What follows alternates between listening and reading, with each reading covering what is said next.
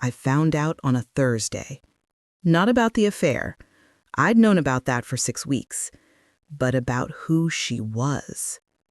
I was standing in my kitchen, making coffee at 6 a.m., when I heard my husband Derek's phone buzz on the counter. He was upstairs in the shower, and his phone was face up, unlocked.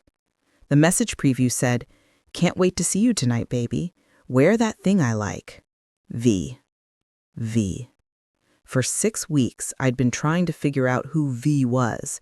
I'd hired a private investigator named Christina Moore, who'd gotten me photos of Derek entering hotel rooms. But the woman's face was always obscured, turned away from cameras, hidden under hats and sunglasses, too blurry to identify. But this morning, Derek had left his phone unlocked. I picked it up with shaking hands and opened the message thread. Scrolled up through weeks of texts, explicit photos, plans for secret meetups, declarations of love. And then I found it.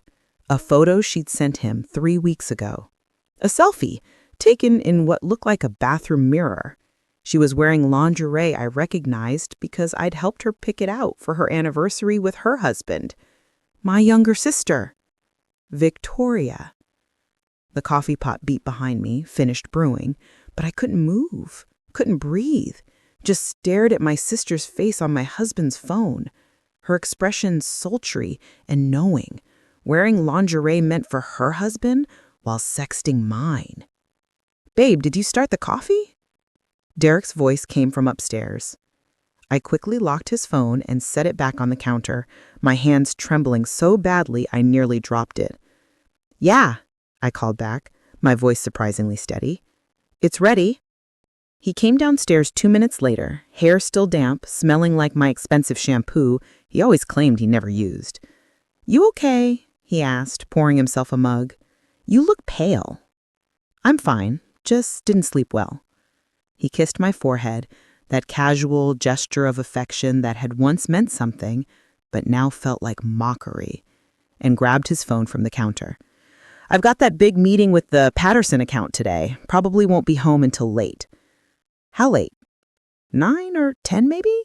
Depends how it goes." He was scrolling through his phone as he talked, not even looking at me. "Don't wait up." He wasn't going to any meeting. He was going to see my sister. "Okay," I said. "Good luck with the meeting." After he left, I sat at the kitchen table for 30 minutes, staring at nothing, my coffee going cold in front of me. My sister. My baby sister Victoria, who I'd protected our entire childhood from our alcoholic father, who I'd helped through college when our parents couldn't afford it, who I'd stood beside as maid of honor at her wedding just 2 years ago.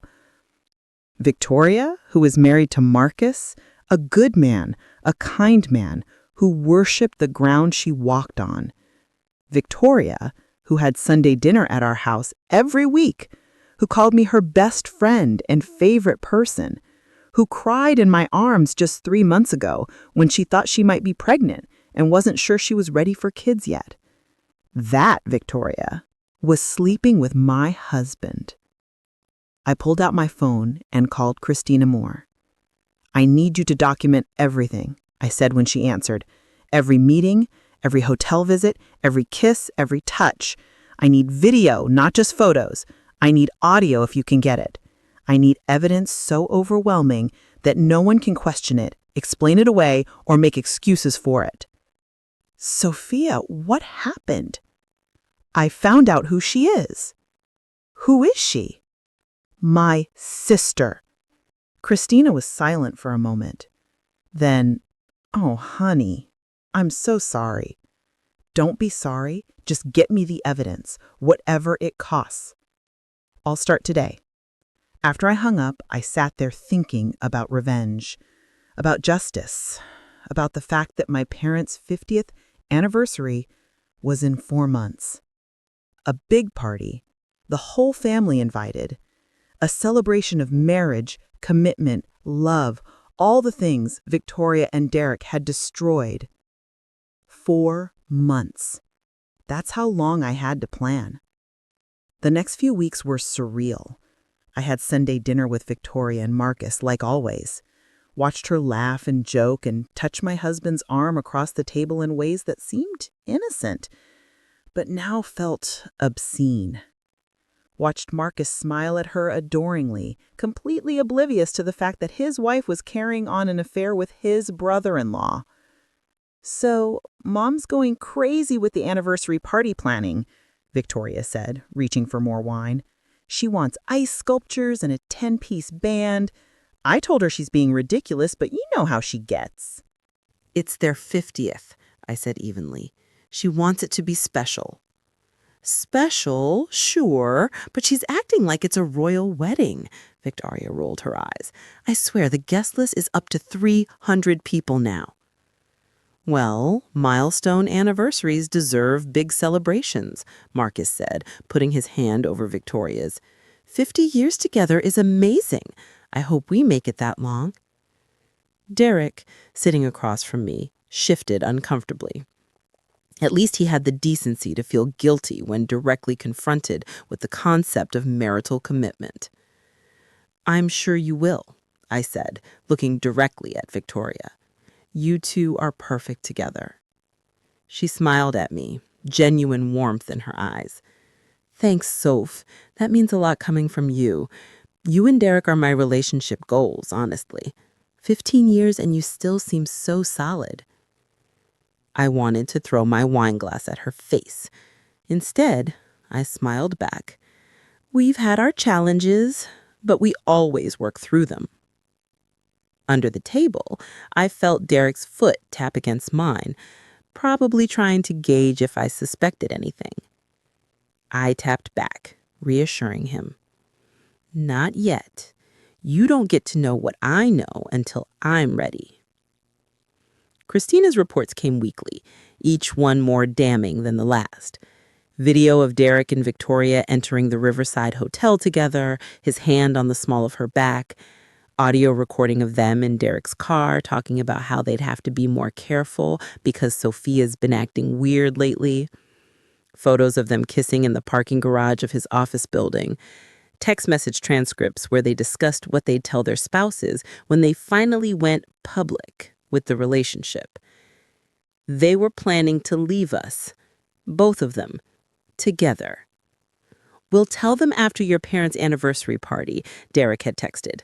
"Let them have their big celebration first, then we'll sit down with Sophia and Marcus separately and explain that we fell in love.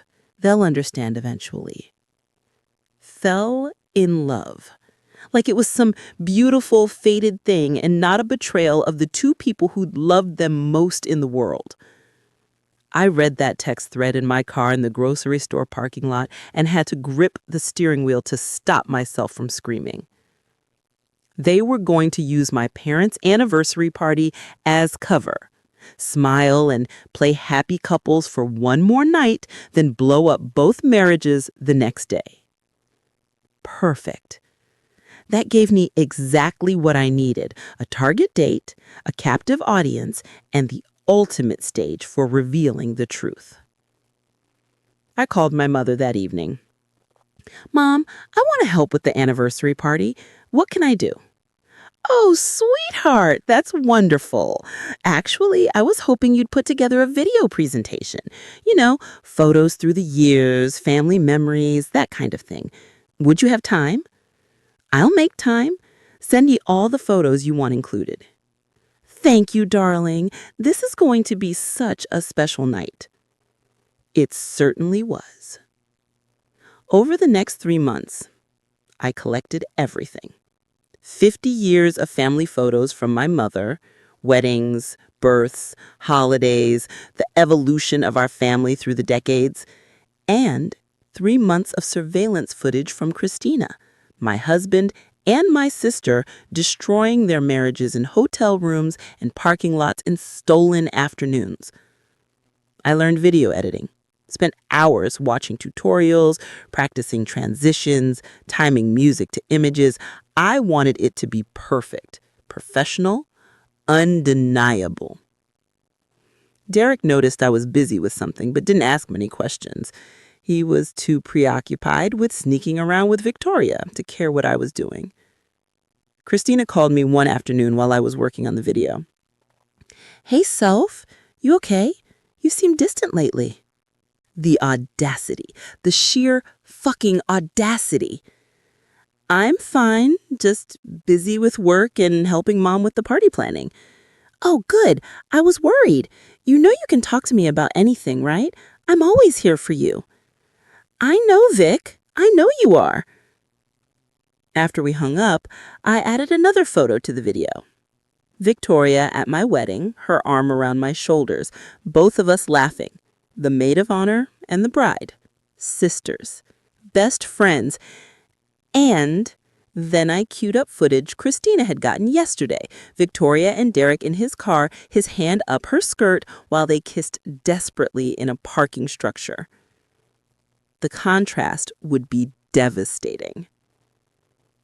Marcus came to see me at work one day, about a month before the anniversary party. "Hey, Sophia, got a minute?" "Of course. What's up?"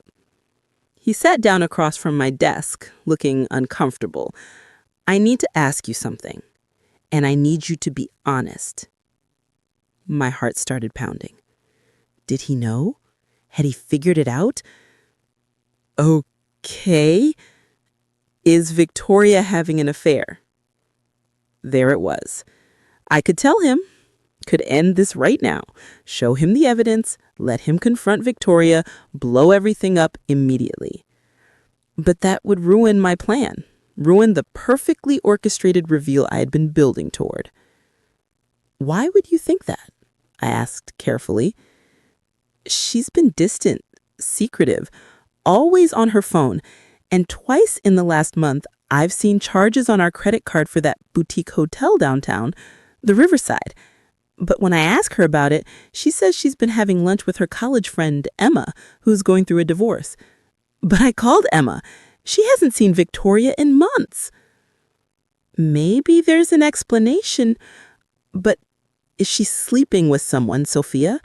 Because if she is, I need to know. I need to know if my marriage is over." I looked at this good man, this kind man, whom my sister was betraying just as thoroughly as Derek was betraying me. "I don't know for sure," I said quietly, "but I've had similar concerns about Derek. It wasn't a lie. I didn't know for sure. I knew completely. But Marcus didn't need to know that yet." "Do you think they're—" He stopped, unable to finish the sentence. "I think we'll know the truth soon. My parents' anniversary party is in 4 weeks. I'm putting together a video presentation. If there's something going on, it'll come out." Marcus nodded slowly. Okay. I can wait 4 more weeks."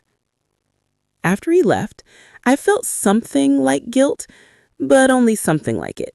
Because Marcus deserved to know the truth in a way that couldn't be denied, explained away, or smoothed over with lies. He deserved witnesses. The week before the anniversary party, Christina delivered the final batch of surveillance footage. "This is everything," she said, handing me a USB drive. 3 months of documentation. Hotels, restaurants, his office, her apartment when Marcus was out of town. All time-stamped and location-stamped. It's airtight. "Thank you." "Sophia, I have to ask, what are you planning to do with this?" "Show it to people who need to see it." "At the anniversary party." "At the anniversary party." Casino was quiet for a moment. "That's going to be brutal. For everyone there.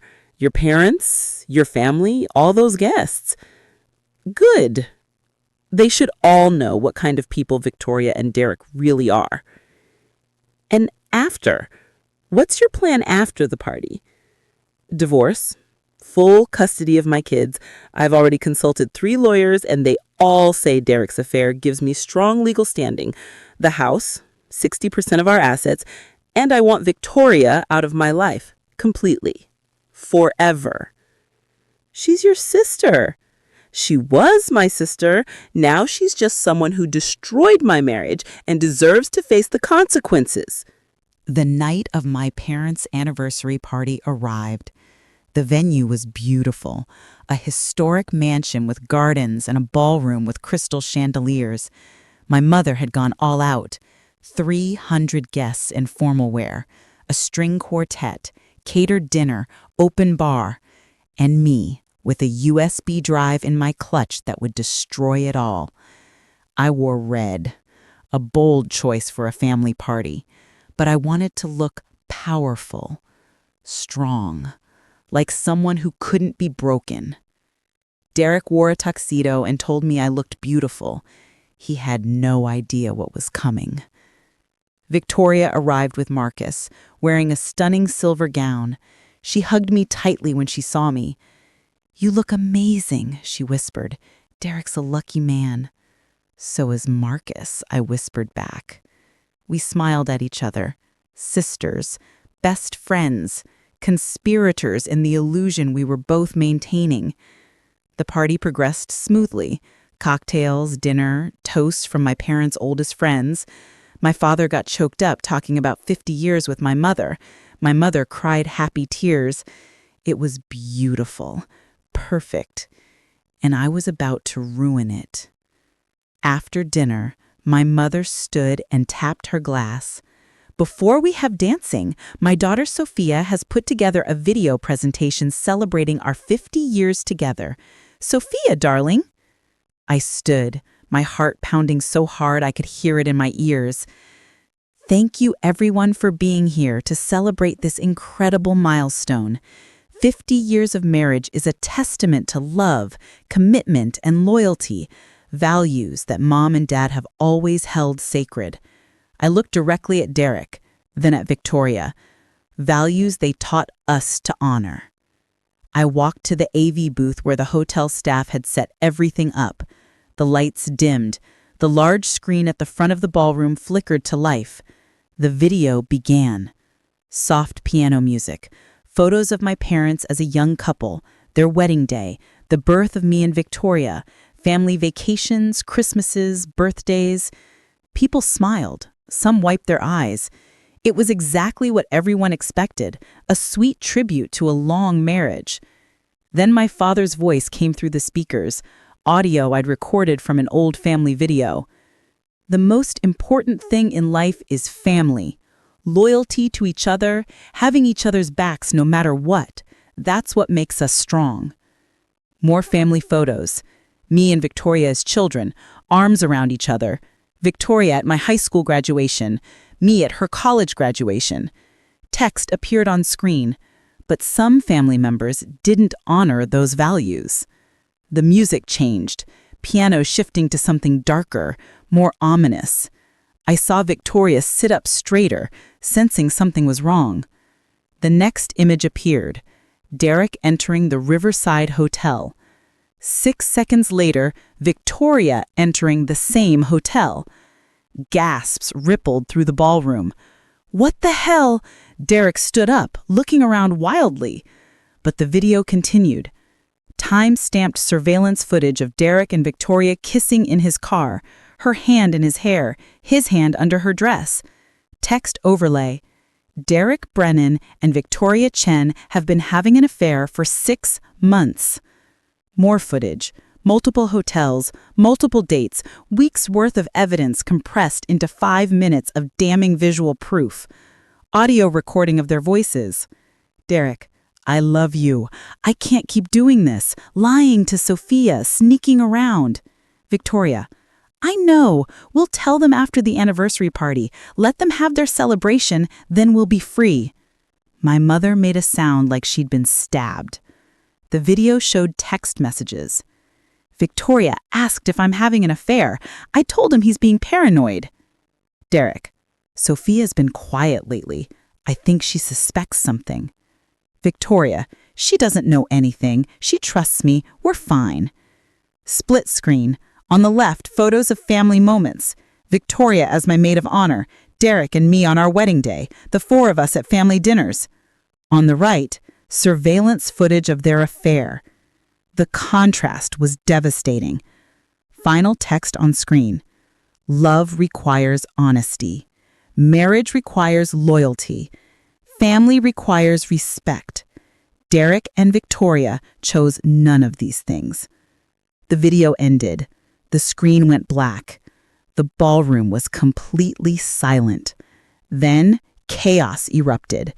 Victoria stood up, her face white. "Sophia, I can explain." "Explain what?" My voice rang out clear and strong across the silent ballroom.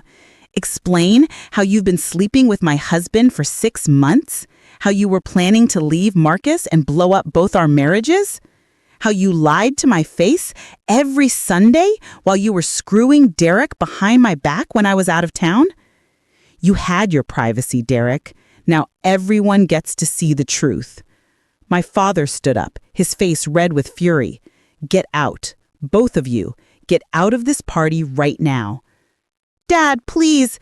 Victoria's voice broke. "I'm sorry. I never meant—" "Get out." My mother's voice, usually so soft and gentle, thundered across the room. "How could you? How could you do this to your sister, to this family?" "Mom, I love him." "You don't know what love is," my mother said coldly. "Love doesn't destroy. Love doesn't betray. What you did, that's not love. That's selfishness. That's cruelty." Victoria looked around the room, seeing the faces of relatives and family friends, all staring at her with disgust, disappointment, shock. She grabbed her purse and ran for the exit. Derek started to follow her. "Derek," my voice stopped him. "My lawyer will be contacting you Monday morning. I want you out of the house by tomorrow. I've already changed the locks. Your things are packed in the garage." His face crumpled. "Sophia, please, our kids will be fine. They'll be better off without a father who models betrayal and lies in acceptable behavior." "I'm sorry. I'm so sorry. It was a mistake." "It was 6 months of mistakes, 6 months of choices, 6 months of looking me in the eye and lying." I walked toward him, standing tall in my red dress. "I gave you 15 years, 3 children, a home, loyalty, love. And you threw it away for someone who's proven she has no integrity or loyalty to anyone." I turned to address the room. "I'm sorry for ruining this party. I'm sorry for doing this on Mom and Dad's special night. But I needed witnesses. I needed everyone in this family to see the truth so that Victoria and Derek couldn't lie their way out of it later. So there would be no doubt, no gaslighting, no rewriting of history." My father came to stand beside me, putting his arm around my shoulders. "You didn't ruin anything, sweetheart. They did." Derek left then, his head down, walking quickly toward the exit. Victoria was still standing near the door, mascara running down her face, shaking. "I hope he was worth it," I said to her. "I hope 6 months of hotel rooms with him was worth losing your family, your marriage, and your sister." She opened her mouth, but no words came out. "That's what I thought," I said. "Now get out, and don't ever contact me again. You're dead to me." She fled. After they left, the ballroom remained silent. 300 people processing what they'd just witnessed. Finally, my mother spoke. I think we should have music and dancing. We're here to celebrate 50 years of real marriage, real love, real commitment." She looked at me. "Sophia, darling, thank you for being brave enough to tell the truth. I'm proud of you." She nodded to the band. They started playing. Slowly, hesitantly, people began to move again, talking, processing, supporting my parents and Marcus and me. Marcus found me at the bar 20 minutes later. "I'm sorry. I should have told you when I first suspected. We could have confronted them together, handled this privately." "No," I said firmly. "They would have lied, made excuses, gaslighted us into believing we were paranoid or crazy or overreacting. This way, with witnesses, with undeniable proof, there's no room for manipulation." It was brutal. It was necessary. What now? Now we heal. We divorce them. We move forward. I looked at him. "You're a good man, Marcus. You deserve better than someone who would betray you like that." "So do you." We stood there together, two people who'd been betrayed by the ones they loved most, surrounded by family who now knew the truth. It wasn't the ending I'd wanted for my marriage, but it was the ending Derek and Victoria had earned. 3 months after the anniversary party, the divorce was finalized quickly. Derek didn't fight me on anything. He was too ashamed, too desperate to make amends somehow, though nothing could fix what he'd broken. I got the house, full custody of our 3 kids, with Derek getting supervised visitation every other weekend until the kids were comfortable with more. 65% of our assets, his retirement accounts, split in my favor. He and Victoria tried to make it work for about 6 weeks after the party, but their relationship, built on lies and betrayal, couldn't survive in the light of day. They broke up spectacularly, each blaming the other for ruining their lives. Victoria tried to reconcile with Marcus, begged him to take her back, promised she'd changed. He filed for divorce instead. She didn't just betray me, he told me one day when we met for coffee. She betrayed you, your kids, your parents, the whole family. That's not someone I want to build a life with. I'm sorry. Don't be. You gave me the truth. That's more valuable than a comfortable lie. My parents refused to see Victoria. She tried calling, texting, showing up at their house. My mother blocked her number and told her through the locked door that she had no daughter named Victoria anymore. It was harsh, brutal even, but Victoria had made her choices. 6 months later, I ran into Derek at our daughter Emma's soccer game. We were civil, stiffly polite in the way divorced couples learn to be for their children's sake. "How are you?" he asked. "I'm good. Really good, actually." "I'm glad." He shifted uncomfortably. "I saw Victoria last week at the grocery store. She looks terrible. Lost weight. Her hair's different. She was with some guy I didn't recognize." "I don't care." "Right. Of course." He watched Emma run across the field. I never apologized properly for everything.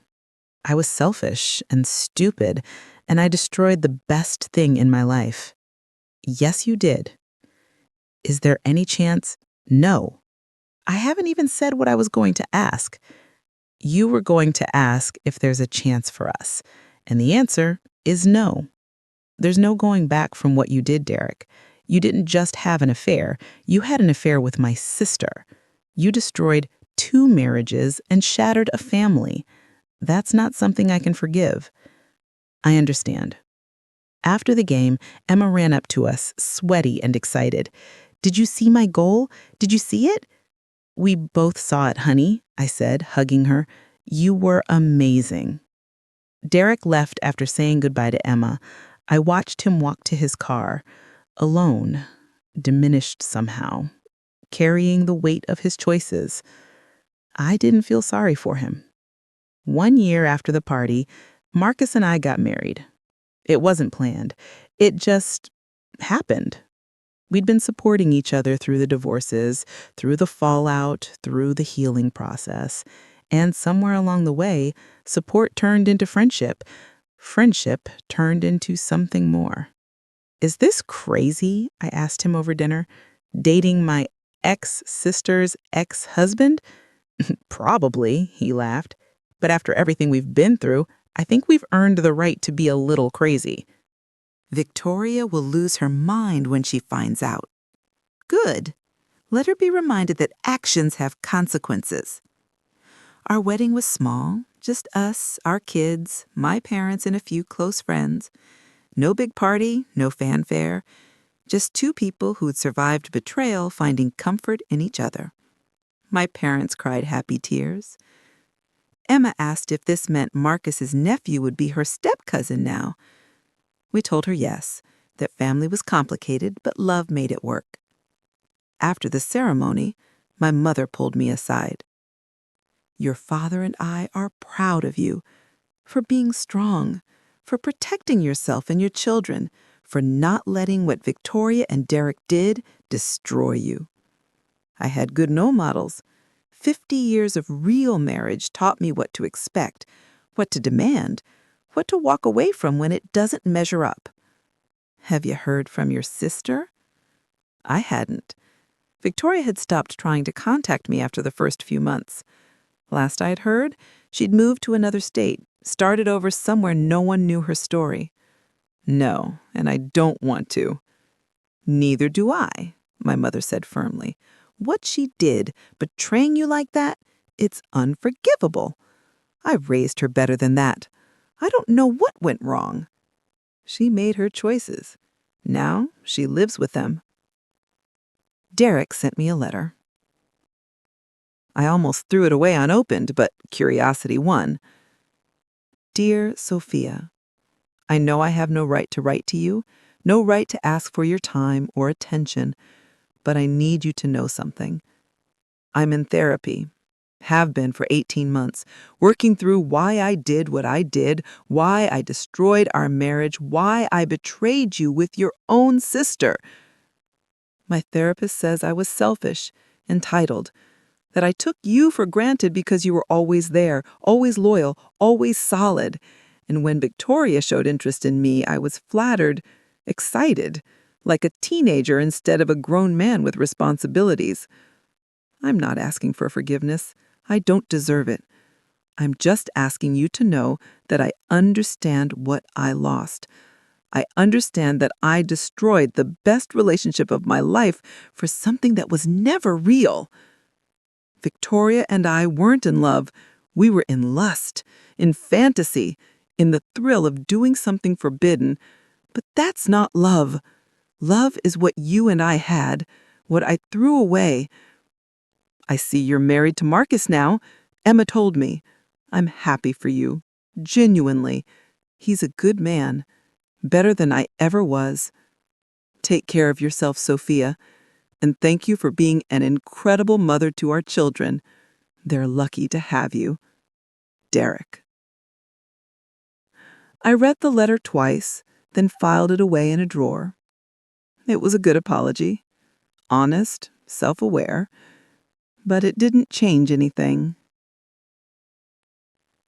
I was at a work conference when I saw her, Victoria.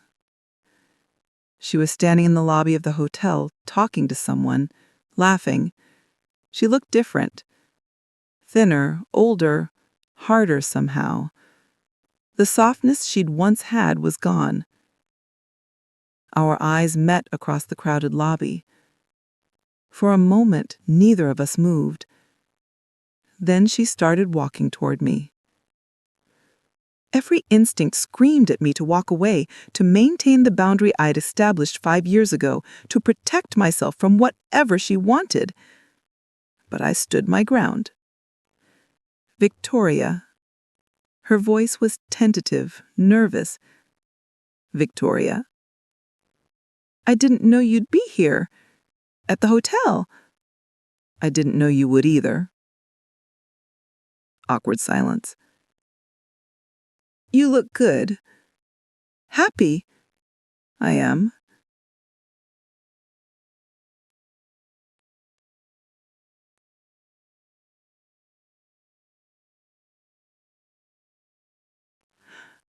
I heard you married Marcus. I did. That's good. He's a good guy. Look, I know you don't want to talk to me. I know what I did was unforgivable, but I need to say something. Okay. I'm sorry. I know I've said it before. I know it doesn't fix anything, but I need you to know that I understand what I destroyed, what I threw away. You were my best friend, my sister, and I betrayed you in the worst possible way. I don't expect forgiveness. I don't deserve it, but I am sorry. I looked at this woman who'd once been the most important person in my life, besides my husband and children. This woman who destroyed our relationship with lies and betrayal. I believe you're sorry. I believe you regret what you did.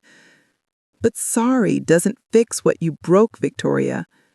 It doesn't give me back the sister I thought I had. It doesn't undo the humiliation or the pain. I know. Are you happy? Is your life what you wanted? She laughed bitterly. No, I'm divorced, alienated from my family, working a job I hate in a city where I have no friends. All because I made terrible choices 5 years ago. I'm sorry to hear that. Are you? Yes. Believe it or not, I never wanted you to suffer. I just wanted you to face consequences, to understand that betrayal isn't free. I understand. Trust me, I understand. She wiped her eyes. I don't expect us to be sisters again. I don't expect anything. I just wanted you to know that I'm sorry and that I hope you're happy. I am. I really am. Good. You deserve it. She turned to walk away, then paused.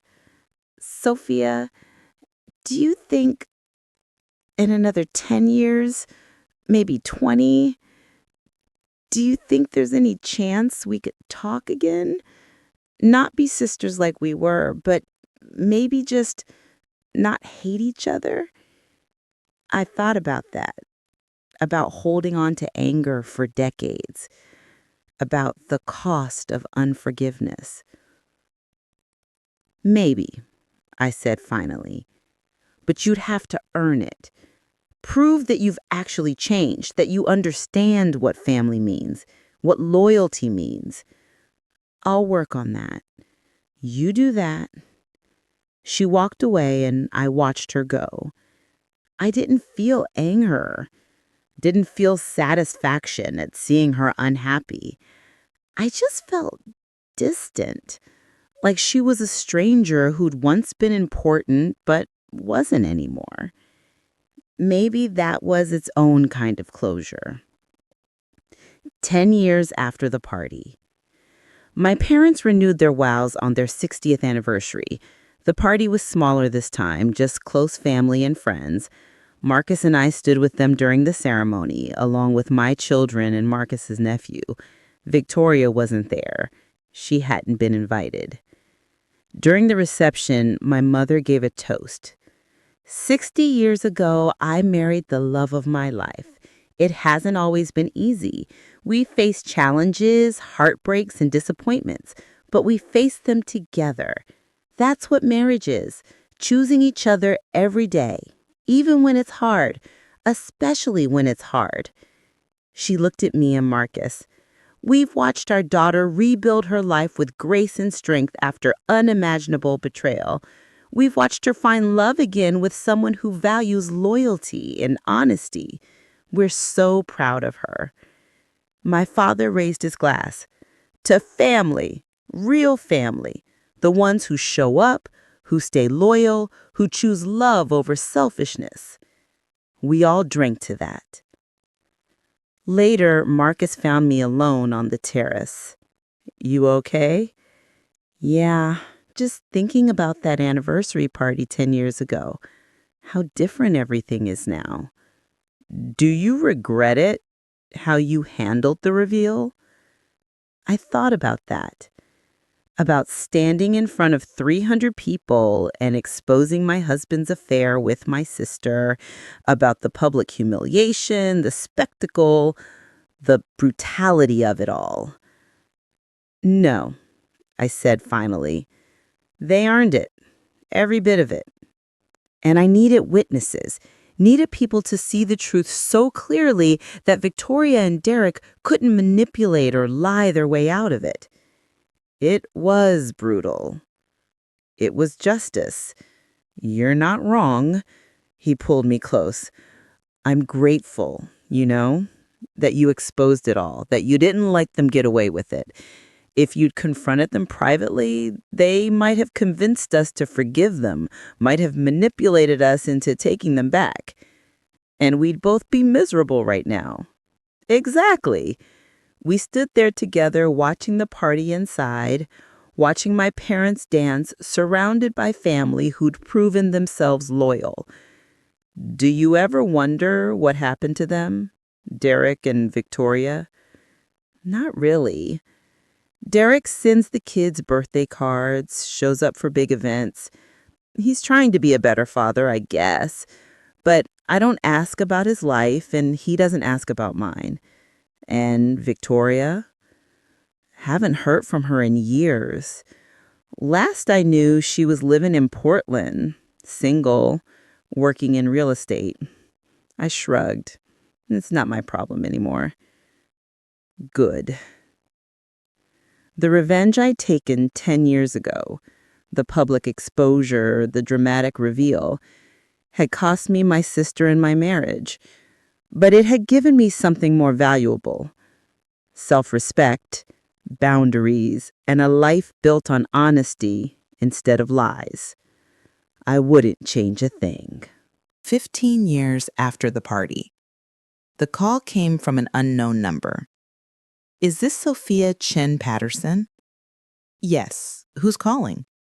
This is Dr. Rachel Winters from Providence Hospital in Portland. I'm calling about your sister, Victoria Brennan.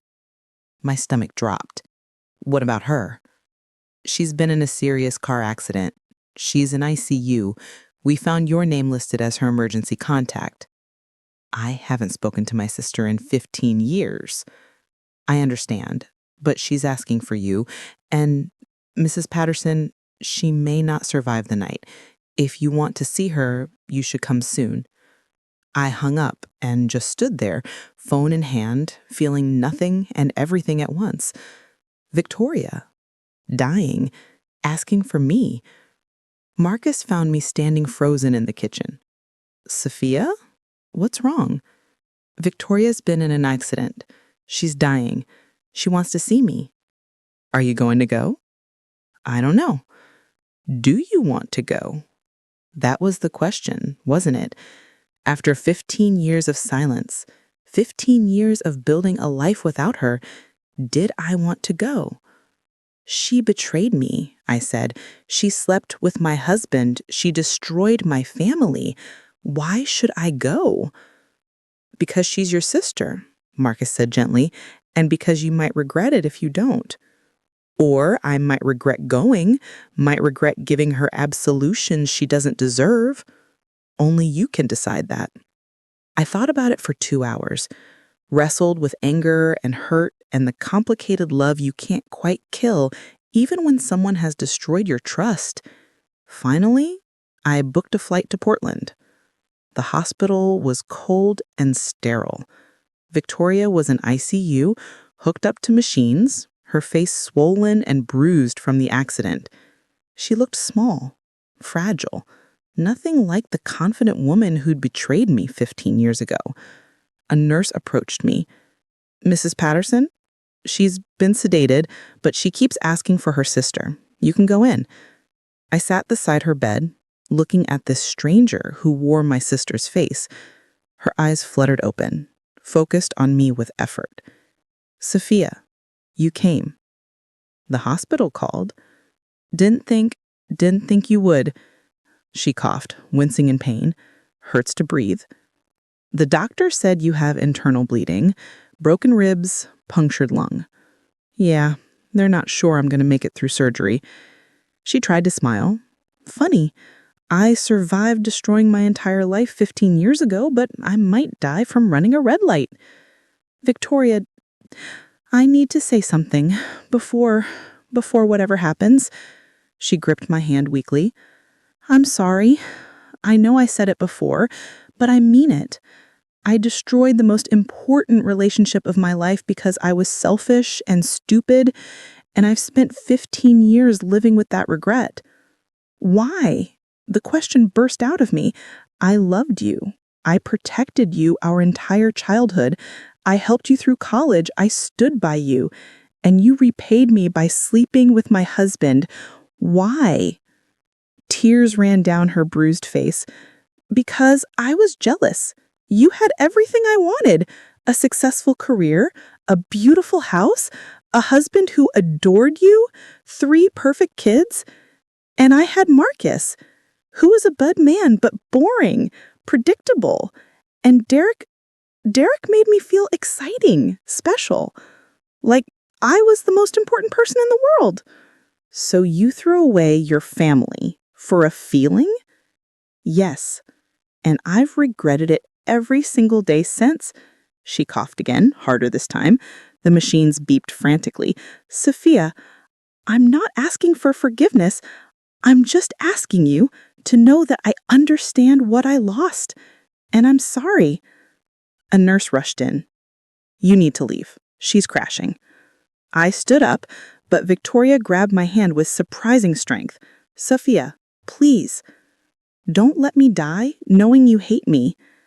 I looked at her, this woman who'd been my baby sister, my best friend, my greatest betrayer. I don't hate you, I said quietly. I haven't hated you in years. I just nothing you. You're She's a stranger to me now. That's worse than hate. Maybe, but it's the truth. They wheeled her away to emergency surgery. I sat in the waiting room for 6 hours, not sure why I was staying, not able to make myself leave. Marcus called twice. How is she? In surgery. It's not looking good. Do you want me to come? No. I don't know. Maybe. I'm booking a flight. I'll be there in 4 hours. Victoria survived the surgery. Barely. The doctor told me she'd be in recovery for months. Physical therapy, rehabilitation, a long, painful process. Does she have anyone? The doctor asked. Family? Friends who can help with her recovery? No. She alienated everyone who ever cared about her. That's unfortunate. She's going to need support. After the doctor left, I sat in Victoria's room watching her sleep, hooked up to machines, vulnerable and broken. I could walk away, leave her to face her recovery alone. It would be justified, fair even, considering what she'd done. But I couldn't do it. Damn it, I muttered. When Marcus arrived, he found me still sitting there. You're going to help her, aren't you? I think I have to. You don't have to do anything, Sophia. She made her choices. I know, but she's still my sister, and I don't want to be the kind of person who lets someone suffer alone, even if they deserved it. Marcus sat beside me. Okay, then we'll help her. Together. But we do it with boundaries. She doesn't get to come back into our lives fully. She doesn't get to be Aunt Victoria to our kids or part of family dinners. She gets practical help recovering, and that's it. Agreed. Victoria's recovery took 8 months. I visited once a week, helped arrange her physical therapy, made sure her bills were paid, kept her landlord from evicting her when she couldn't work. But I didn't bring her back into my life. Why are you helping me? She asked one day during a particularly painful PT session. Because you're my sister, and because I'm not the kind of person who abandons people when they're down, even if they did it to me. You're a better person than I am. I know. She laughed at that, a painful, wheezing laugh. At least you're honest about it. I learned honesty matters. You taught me that, actually. When you and Derek lied to my face for 6 months, you taught me the value of truth. I'm sorry. I know you are, but sorry doesn't change what happened. It just means you wish you'd made different choices. Do you think we'll ever be sisters again? Really? I thought about that, about the bond we'd once shared, about childhood memories and teenage secrets and years of friendship. I don't know. Maybe in another decade or two, we could be friendly, but we'll never be what we were. That trust is gone, Victoria. You can't unbetray someone. I understand. My parents' 70th anniversary was coming up. My mother called me one afternoon. Sophia, I need to ask you something. What's up, Mom? Victoria called me. She wants to come to the anniversary party. My stomach tightened. What did you tell her? I told her I'd have to talk to you first. She's your sister, and what she did to you was unforgivable. But she's been trying. For 5 years now, since the accident. She's been in therapy. She sent me letters apologizing. She never asked to be part of the family again, just acknowledged what she did. And you want to invite her? I don't know what I want. I'm 70 years old, Sophia. I don't have many years left, and I keep thinking, is it worth holding on to this anger? Or should I let my daughter back into my life before it's too late? I understood what she was asking. After 20 years, after everything, was it time to forgive? It's your party, Mom. Your anniversary. If you want her there, invite her. But how do you feel about it? I thought about Victoria in that hospital bed, broken and alone, about the 5 years since then where she'd slowly rebuilt her life, about the weekly calls I'd eventually started accepting, the careful, distant conversations where we talked about nothing important but maintained a thread of connection. I'm not ready to be her sister again, I said finally. But I'm also tired of carrying anger around. If you want her at the party, I won't object. But I'm not promising anything beyond basic civility. That's all I ask. The 70th anniversary party was nothing like the 50th. Smaller, quieter. My parents were older, frailer, content with a simple celebration in their backyard rather than a grand ballroom. Victoria arrived early, carrying flowers and looking nervous. We hadn't seen each other in person in 3 years. Sophia, she approached me carefully. Thank you for letting me come. I didn't let you. Mom invited you. Still, I know it can't be easy having me here. I looked at her. Really looked. She'd aged. We both had. 20 years since that terrible anniversary party. 20 years of consequences and rebuilding and learning who we were without each other. You look good, I said finally. So do you. Marcus treating you well? He is. You? Single. Content with it, actually. I'm not good at relationships, as we both know. She smiled sadly. I've been in therapy for years, working through why I did what I did, why I was so jealous of you that I destroyed everything. And what did you learn? That I was chasing validation in all the wrong places. That I measured my worth by men's attention rather than my own achievements. That I was willing to betray the people who loved me most because I couldn't love myself. She paused. Therapy's expensive, but enlightening. Despite myself, I smiled. Good. I'm glad you're working on yourself. Sophia, I don't expect us to be sisters again. I know I destroyed that, but maybe, could we be friendly? Not best friends, not even regular friends. Just people who used to be close and can now be civil. I thought about the revenge I'd taken 20 years ago. The video at the anniversary party that had exposed her affair to 300 people. The public humiliation that had cost her marriage, her family, her sister. Had it been worth it? Yes, because she needed to face real consequences. Needed witnesses to her betrayal so she couldn't manipulate her way out of it. But 20 years was a long time to hold a grudge. We can try, I said finally. But it has to be earned, Victoria. You don't just get to walk back into my life because 20 years have passed. I understand, and I'll learn it, however long it takes. Throughout the party, Victoria kept her distance. She talked to our parents, thanked them for inviting her, then sat quietly in a corner, not pushing herself on anyone. My kids, now adults themselves, watched her with curiosity. That's Aunt Victoria? The one from the infamous video? That's her. Should we talk to her? That's up to you. Emma walked over. I watched from across the yard as she introduced herself to the aunt she'd been told about but never really known. Marcus found me. You okay? Yeah, it's weird having her here, but not as weird as I thought it would be. 20 years is a long time. It is. That evening, as the party was winding down, Victoria approached me one last time. Thank you for today, for not making a scene, for giving me a chance to be here.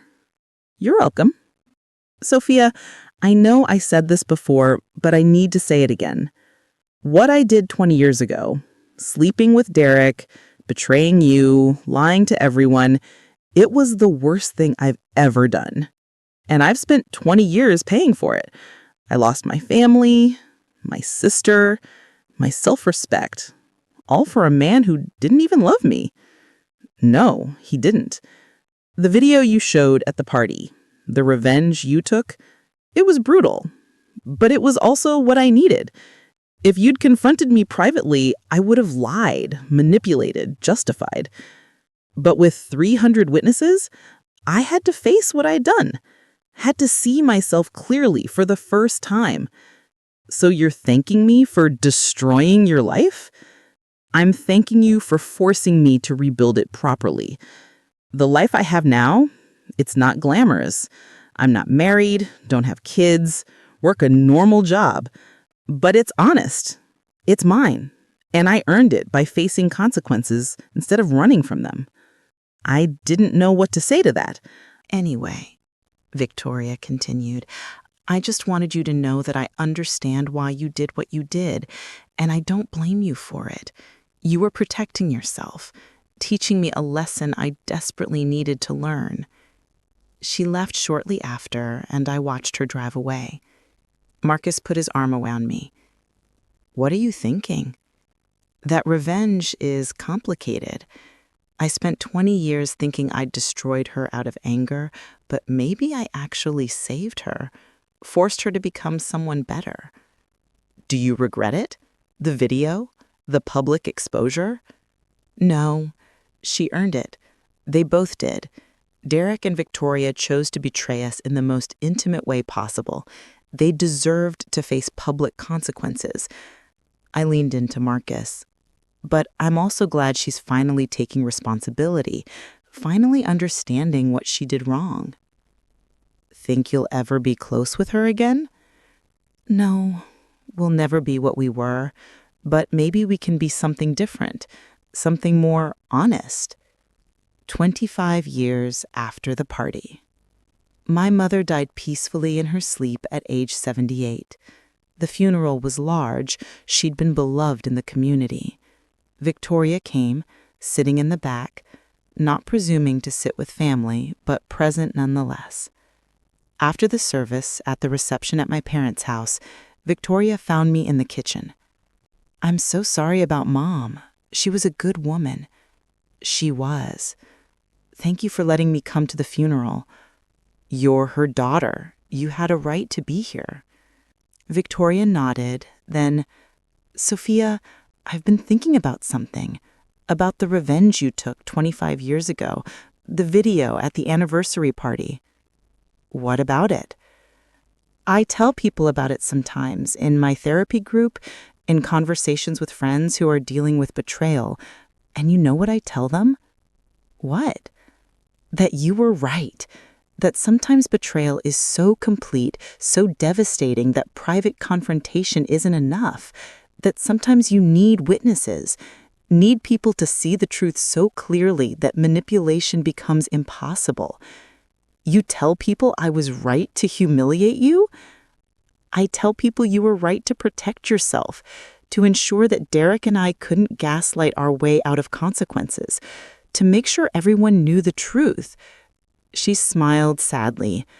Your revenge forced me to face reality, and reality, brutal as it was, made me a better person. Later, during the reception, Victoria gave a short speech. My mother was a woman of integrity. She taught me values I didn't appreciate until I'd violated all of them. 25 years ago, I betrayed my sister in the worst possible way. My mother cut me out of her life for that betrayal, and she was right to do so. People shifted uncomfortably. This wasn't typical funeral talk. But 5 years ago, she let me back in. Not fully, but enough. She gave me a chance to prove I'd changed, to show that I understood what I'd lost and why. Victoria's voice broke. I will always regret the choices I made, will always regret the years I lost with my family, but I'm grateful she gave me those last 5 years. Grateful she died knowing I finally understood what family means. She sat down. The room was silent. Then my father stood and hugged her. "Welcome home, Victoria." I watched this, feeling complicated things. Relief that my mother had reconciled with Victoria before dying, sadness that it had taken 20 years, satisfaction that Victoria had finally truly understood what she'd done wrong. After the reception, Victoria approached me one last time. "I know we'll never be what we were, but Sophia, I want you to know something. You're the strongest person I know. What you did 25 years ago, standing in front of 300 people and exposing the truth, it took courage, real courage, and it probably saved my life." "Saved your life?" I was on a path to destruction, lying, manipulating, using people. If you'd let me get away with it, I would have kept going, kept hurting people, kept destroying relationships. But you stopped me, forced me to face who I really was, and that forced me to change. I didn't do it to save you. I did it to save myself. I know, but you saved me anyway. She left then, and I stood there thinking about revenge and consequences and the unexpected ways that justice can become redemption. Derek died of a heart attack at 62. Emma called me with the news. "Mom, Dad's gone. Heart attack at his office. He didn't suffer." I felt sad, not for myself, but for our children who'd lost their father, for the man Derek could have been if he'd made better choices. The funeral was awkward. Derek's second wife, he'd remarried 5 years after our divorce, organized everything. I attended to support my kids, but kept my distance. Victoria was there too. We ended up standing next to each other at the graveside service. "I know it's been a long time, Victoria," she whispered, "but I'm sorry. For Derek, for everything that happened between the three of us. It was 30 years ago, Victoria. I know, but I'm still sorry." After the service, Derek's second wife approached us. "You must be Sophia and Victoria." She looked between us. "Derek talked about both of you, about what happened, about the affair." "I'm sorry," Victoria said. "You shouldn't have to deal with this at his funeral." "No, it's okay. I just wanted to say, Derek spent the last 20 years trying to be better. After what happened with you two, he went to therapy, worked on himself. He was a good husband to me, a better man than the one who betrayed you." "I'm glad," I said, genuinely. "Everyone deserves a chance to grow." She handed me a letter. "He wrote this a few years ago. Asked me to give it to you if anything ever happened to him." I opened it after I got home. "Dear Sophia, if you're reading this, I'm gone. And there's something I need you to know before I leave this world completely. The revenge you took 30 years ago, showing that video at your parents' anniversary party, was the best thing that ever happened to me. I know that sounds insane, but it's true. Before that night, I was on a path to complete self-destruction. I was lying, cheating, justifying terrible behavior. I would have left you for Victoria, destroyed both our families, and eventually imploded that relationship too. But you stopped me. You exposed everything so completely, so publicly, that I had nowhere to hide, no way to lie to myself anymore about who I'd become. The humiliation forced me into therapy. The consequences forced me to face myself, and over years of hard work, I became someone better. I found love again, real love this time, built on honesty. I became a better father to our kids. I learned what integrity actually means. None of that would have happened if you'd confronted me privately. I would have manipulated you into forgiving me, would have promised to change without actually changing, would have kept being the same selfish asshole. So thank you, Sophia. Thank you for being strong enough to demand consequences. Thank you for the revenge that saved my life. I hope you're happy. You deserve to be. Derek. I sat there for a long time, holding the letter, thinking about revenge and redemption and the strange ways that destroying someone can actually save them. Marcus found me crying. What's wrong? Nothing's wrong. I think I finally understand something. What's that? The revenge I took 30 years ago. I thought it was about punishment, about making them pay for what they did to me. But maybe it was actually about truth, about forcing everyone, including Derek and Victoria, to see reality clearly. And that truth changed them. It did. They both became better people because they had to face real consequences, because I didn't let them manipulate their way out of it. So your revenge actually saved them. In a weird way, yes. Marcus pulled me close. You're a remarkable woman, Sophia. I'm just someone who refused to be a victim, who demanded truth when everyone wanted comfortable lies. That's what makes you remarkable. I was 74 years old, sitting in my garden with Marcus when Victoria called. Sophia, it's me. Hi, Victoria. I wanted to tell you something. I'm writing a book, a memoir about my life, about the mistakes I made, about the consequences, about rebuilding. Okay. There's a whole chapter about the affair, about what I did to you, about the revenge you took at Mom and Dad's anniversary party. She paused. I want your permission to include it. What are you going to say? The truth, that I betrayed my sister in the worst possible way, that you exposed me publicly, that it was brutal and humiliating and exactly what I needed. Her voice was steady. I want people to understand that sometimes betrayal is so complete that private confrontation isn't enough, that sometimes you need witnesses, that sometimes revenge is actually justice. You're really going to write that? Yes, because it's true, and because maybe my story can help other people, both betrayers who need to face consequences and betrayed people who need to know it's okay to demand truth. I thought about that video I'd shown 40 years ago, the gasps from 300 people, the look on Victoria's face as her affair played on screen for everyone to see. The most brutal thing I'd ever done, and apparently the best. I have your permission, I said. Tell the truth, all of it. Thank you, Sophia, for everything, for the revenge that saved me, for not giving up on me completely, for showing me what strength looks like. After we hung up, Marcus asked, "What's that about?" Victoria's writing a book about the affair, about what I did at the anniversary party. How do you feel about that? Proud, actually. 40 years ago, I destroyed her life, but she used that destruction to build something better.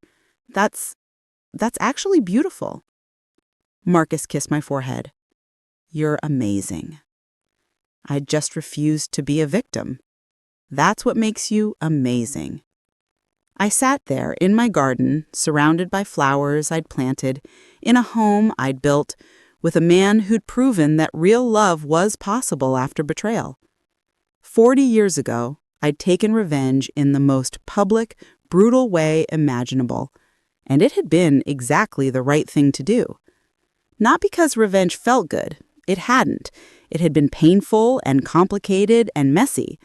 But because truth mattered, because consequences mattered, because sometimes the most loving thing you can do for someone is refuse to enable their worst behavior. Victoria needed to be destroyed so she could rebuild properly. Derek needed humiliation to find humility. And I had needed to stand up for myself to discover my own strength. 40 years later, we'd all survived, grown, become better versions of ourselves. The revenge had been brutal, but it had also been necessary, and in the end, it had saved us all.